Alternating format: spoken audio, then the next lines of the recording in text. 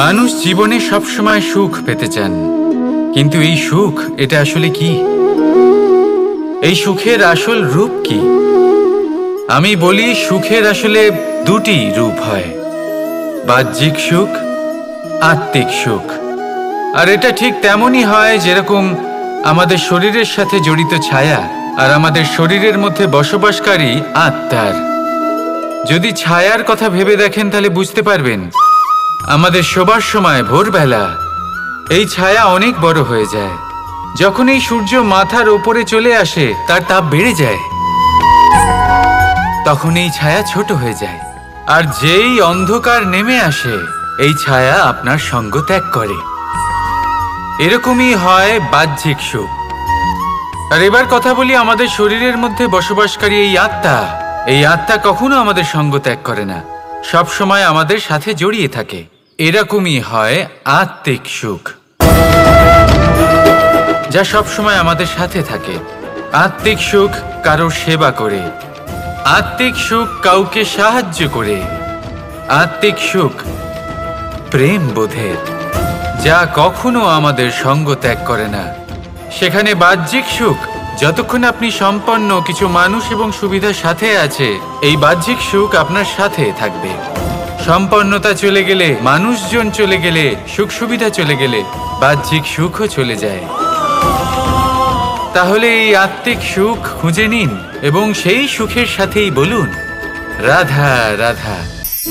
মানুষ নানান ধরনের বাসনা পোষণ করেন, তাদের নানান ইচ্ছে থাকে, অভিলাষা থাকে, নানান কামনা করতে থাকেন, স্বপ্ন দেখেন, প্রার্থনা করেন যেন তা সফল হয়, নিজের সম্পন্নতা কামনা করেন, আর শেষে নিরাশ হয়ে যান কারণ এসব কিছুই পান না। আপনাকে একটা ছোট্ট উদাহরণ দিই। জঙ্গলের রাজা কাকে বলা হয়? সিংহকে। এবার যেহেতু সিংহ বনের রাজা, তাই হরিণ তো তার কাছে এসে এটা বলতে পারে না যে আপনি হলেন বনের রাজা, তাই আপনি আমাকে মেরে ফেলুন, আমাকে খেয়ে ফেলুন আর নিজের ক্ষুধা নিবারণ করুন। এমন তো হয় না। সিংহ যতই বনের রাজা হোক, তাকেও পরিশ্রম অবশ্যই করতে হয়, তবেই তার ক্ষুধার নিবারণ হয়। সেইভাবেই আপনার সমস্ত স্বপ্ন, আপনার সমস্ত ইচ্ছে, আপনার সমস্ত অভিলাষা, সমস্ত আকাঙ্ক্ষা পূরণ হবেই, অবশ্যই হবে, পরিশ্রমের দ্বারা। শুধু ভাবলেই হবে না। তাহলে আপনিও জীবনে পরিশ্রম করুন, নিজের সমস্ত স্বপ্ন পূরণ করুন, আর আমার সাথে ভালোবেসে বলুন রাধা রাধা। কখনো কখনো আমরা ভাবি যে কোনো ব্যক্তি যিনি ধর্মের পথে চলেছেন, যদি তার দ্বারা কোনো ভুল হয়ে থাকে তাহলে নিয়তি তাকে সেই মুহূর্তেই কঠোর শাস্তি দেন।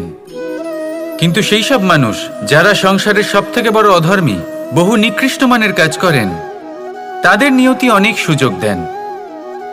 তাদের নিয়তি এরকম কঠোর প্রহার করেন না। এই ভাবনা কখনো না কখনো মনে আসেই।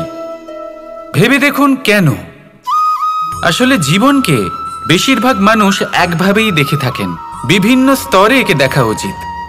এবার আপনি বলুন, এই সংসারে কোনো অধর্মী কখনো প্রেরণার উৎস হতে পারেন? কখনোই নয়। যে মানুষ নিজের আত্মাকে মলিন করে ফেলেছেন, তিনি এই সংসারকে কিভাবে প্রেরণা যোগাবেন? উনি নিজেই বুঝতে পারেন না কোনটা করা উচিত, ধর্ম কোনটা, তাই নিয়তি তাকে একটা সুযোগ দেন।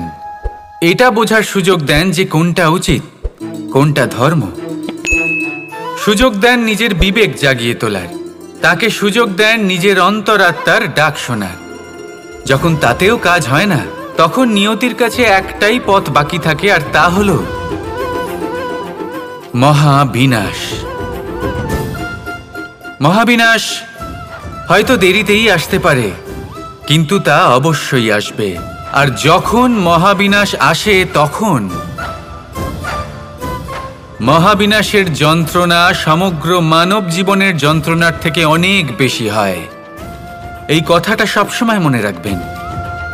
আর অন্যদিকে যে মানুষ ধর্মের পথে চলছেন, তার দ্বারা যদি কোনো ভুল হয়ে থাকে, তখন নিয়তি তার পরীক্ষা নেন।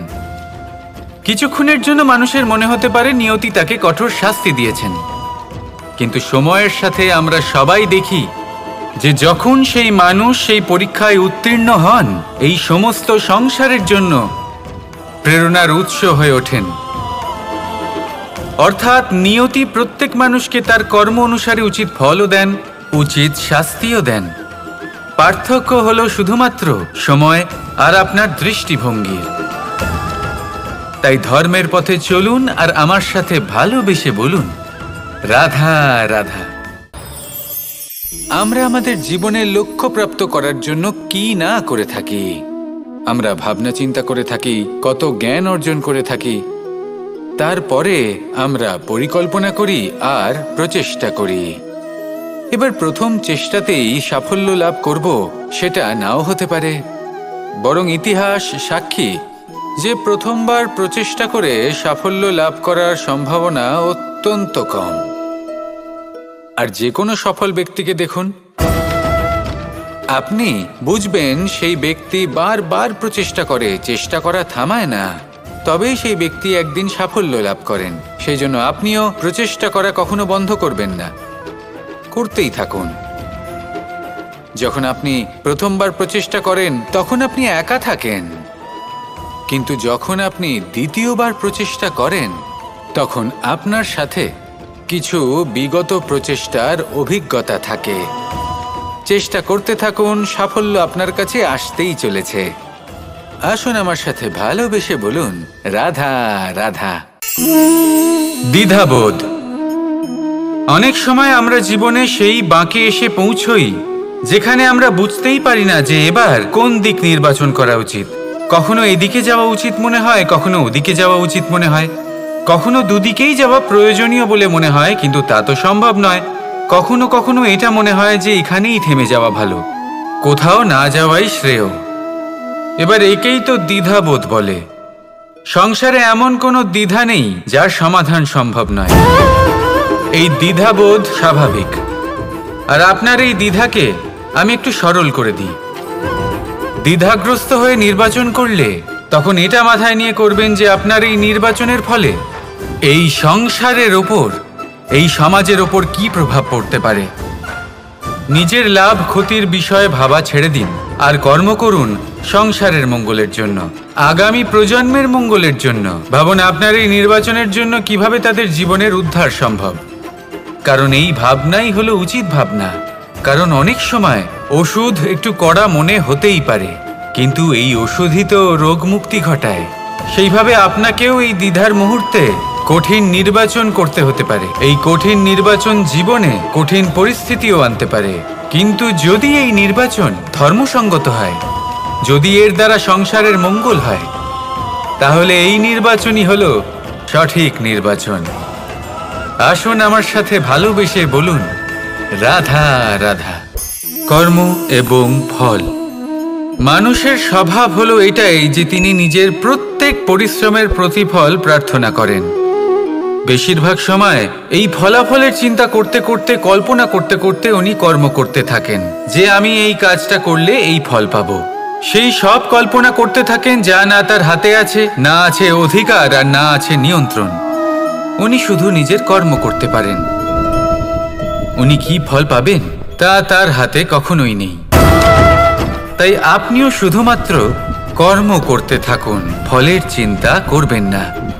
মনে রাখবেন, শিকড় এবং শাখা যেভাবে একে অপরের সাথে জড়িয়ে, সেইভাবেই একে অপরের সাথে জড়িয়ে কর্ম এবং ফল।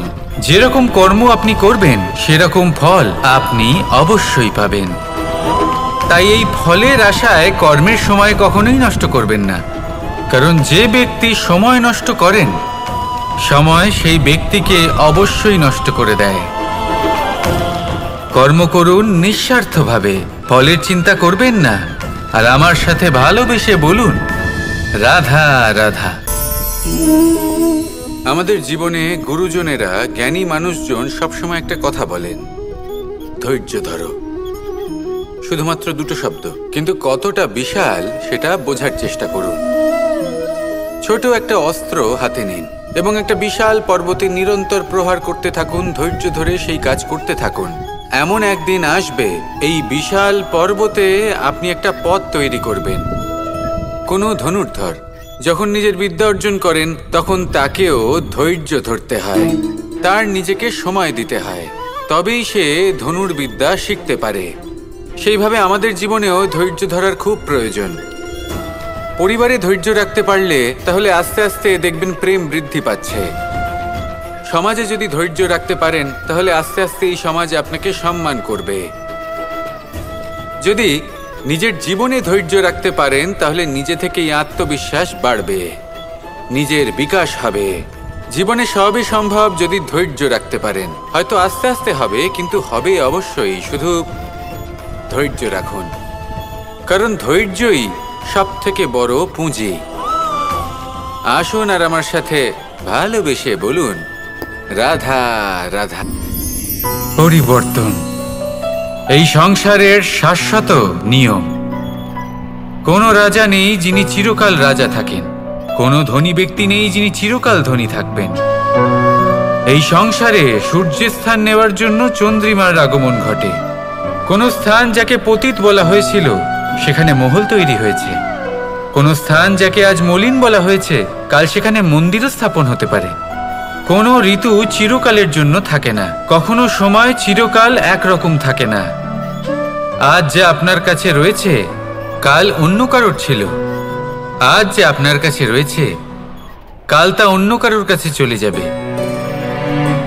আপনার সাথে কিছু থাকলে তা হলো আপনার কর্ম, কিন্তু সেই কর্মের পরিণামও আপনার নয়। আপনি শুধু কর্ম করুন, বাকি সবকিছুই পরিবর্তনশীল। কিন্তু সেই পরিবর্তনকে দেখে ভয় পাওয়ার প্রয়োজন নেই, তাকে স্বাগত জানান। যদি আপনি হাসি মুখে সেই পরিবর্তনকে স্বাগত জানান তাহলে এই পরিবর্তনও হাসি মুখে আপনার সাথে থাকবে। আসুন আমার সাথে ভালোবেসে বলুন, রাধা রাধা।